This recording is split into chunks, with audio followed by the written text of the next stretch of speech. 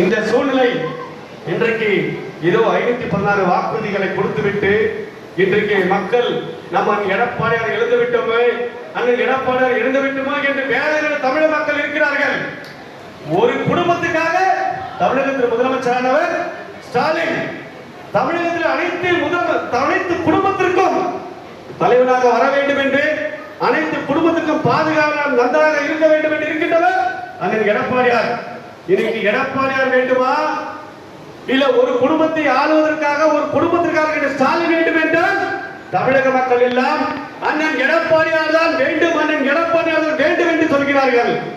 அப்படி எடப்பாடியார் அண்ணன் முதலமைச்சராக வர வேண்டும் என்றால் யார் காரணமாக இருக்க வேண்டும்? இங்கே அனைத்து இந்திய அண்ணா திராவிட முன்னேற்ற கழகத்தின் சார்பாக எந்த நேரத்தில் எப்பொழுது பேசினாலும் பிஎல்ஓ ஏஜென்ட் பூத்து செயலாளர்கள் எப்படி செயல்படுகிறார்கள் என்பது அவர்கள் தான் நமக்கு கட்சியோட ஆணிவேர் எப்படி ரத்தத்தை